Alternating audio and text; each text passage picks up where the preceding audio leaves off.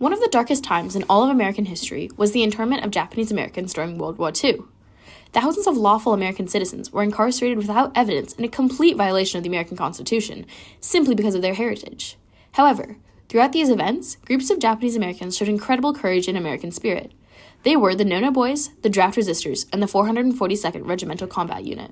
Stood up for their civil and social rights through peaceful protest, while the 442nd fulfilled their responsibilities as citizens. During the 1930s, Japan was an evolving country, and being an island nation, it desperately needed more resources for its growing industries. Japan invaded and began to occupy parts of Western China and French Indochina in a fight for resources. The U.S., unhappy with the conflict in Asia, froze their trade with Japan until they decided to leave. The lack of oil and resources gained from the United States made Japan desperate and realized they only had one option: to attack one of the small American islands in the Pacific. On December 7th, 1941, Pearl Harbor, Hawaii was bombed by Japanese planes, resulting in the destruction of valuable U.S. military equipment and the death of over 2,400 people. The United States was in total shock, and Japanese Americans everywhere lived in fear. Soon, FDR's Executive Order 9066 invoked curfews and watch over Japanese Americans. Homes could be raided for things as small as photographs from Japan or flashlights and radios. Anyone could be randomly arrested if they were deemed suspicious. On March 29, 1942, Public Proclamation No. 4 ordered the immediate evacuation of all Japanese Americans in an exclusion zone on the West Coast. Families had only a few days to pack up everything they owned and move into tight, dirty barracks behind barbed wire, where they would now be watched by guards with machine guns, ready to fire day and night. Additionally, those who were citizens were now widely considered enemy aliens by the government, even though they were true Americans by birthright. The placement of curfews and raids and the evacuation were mostly unopposed. Many reports say that people went willing, if not begrudgingly, without wishing to be put in jail. However, there are exceptions. University of Washington student Goran Hirabayashi was getting ready to pack up and leave the library for the night to meet the 8 p.m. curfew for Japanese Americans. Suddenly, he realized something. He, like his classmates, was an American. They all had been born in the United States and have similar experiences. The only thing different and the reason for the curfew was his racial background. This fact that he was being punished under the law for nothing else other than being of Japanese descent was blatantly against the 14th Amendment and his Quaker beliefs of human rights. Additionally, Hirabayashi also refused to register for evacuation because he realized that Japanese Americans were being interned without due process or a fair trial, which went against the Fifth Amendment. Hirabayashi soon began to disobey curfews and protests, eventually resulting in him being placed in King County Jail. He lost his case due to a journal which described the philosophy behind the civil disobedience, which he assumed he would. However, his lawyer did appeal his case to the Supreme Court.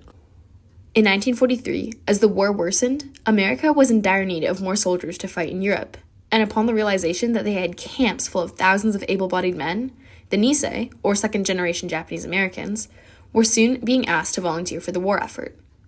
While most agreed, many, most notably in the Heart Mountain posting camps, resisted and refused to fight. Draft resistors were convicted and sent to prison for sentences of 3 years and 3 months, similar to Hirabayashi, and collectively became known as the conscientious objectors. While they might have been imprisoned and vilified initially, people began to see their courage and bravery, and Hirabayashi and other draft resistors became key figures in civil rights history.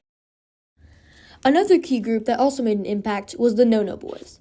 The No-No Boys are often confused with the draft resistors because of their refusal to register to fight. However, they are different. In 1943, loyalty questionnaires were issued to all interned Japanese Americans, all eager to prove their faithfulness to the United States. However, there were 2 questions on the survey that some were reluctant to respond to. Question 27, which requested willingness to fight in the U.S. Army, and Question 28, which asked surveyees if they would forswear their alliance to the Empire of Japan or any other foreign allegiance. These questions were controversial to many people. First of all, they didn't want to fight for a country that refused to acknowledge their citizenship. Additionally, the wording of Question 28 was problematic because it suggested that the internees always had loyalties to Japan when they never did. The No-No Boys got their name because they answered no to both questions. This group started small but eventually gained traction under the name of the Fair Play Committee, led by Frank Emmy, who famously stated, "We, the members of the FPC, are not afraid to go to war. We are not afraid to risk our lives for our country, and we would gladly sacrifice our lives to protect and uphold the principles and ideals of our country as set forth in the Constitution and the Bill of Rights. For, on its inviolability depends on the freedom, liberty, justice, and protection of all people, including Japanese Americans and all other minority groups. But have we been given such freedom, such liberty, and such justice, such protection? No." The No-No Boys would eventually grow to over 300 members across 10 internment camps. As a punishment for their resistance, they were segregated in a penal colony in the Tule Lake camp. And similar to the draft resistors, the No-No Boys were also seen as traitorous and disloyal. However, they were eventually recognized as major contributors to the fight against the civil injustice of the Japanese internment, Americans and their resisted story the would draft, become the others inspiration decided for to books, sue. They movies, carried and other belief media that it throughout was the still their years. duty to fight. All enlistees were sent to Camp Shelby in Missouri to begin their training to be part of a segregated unit, the 442nd, along with the Japanese Americans from Hawaii, who, while not interned, had not previously been allowed to enlist. In the beginning, there was tension between the two groups. The Hawaiian Nisei were energetic and carefree in contrast to the mainland Nisei, Korean Divine. However, one of the chaplains had the idea to bring the Hawaiian boys to an internment camp to show them what the mainlanders had gone through. Seeing the families behind barbed wire gave the Hawaiians new compassion towards the mainlanders and helped alleviate the arguments between the two sides. Training continued, brutal as ever, but the unit worked hard and slowly became a deadly fighting force. Finally, on June 2, 1944, they were deployed to Naples, Italy, fighting through German lines to reach Anzio Beach with reinforcements. Soon, they made it to Vosges Mountains in France, where they were able to capture the town of Bruyères from the opposing forces. However, the 442nd is most famous for the rescue of the Lost Battalion in October of 1944. German soldiers had cut off the 1st Battalion of the 141st Infantry Regiment, and almost 270 men were trapped. After 2 failed attempts by other battalions, the 442nd was sent in as a last resort. The rescue was deemed a suicide mission. The thick forest surrounding the area made it impossible for tanks or other heavy-duty artillery to come in handy. So the men were only able to fight with the guns that they could carry. Together, the Nisei soldiers coined the term going for broke, derived from Hawaiian gambling slang, which meant to risk it all for everything, that there was nothing to lose.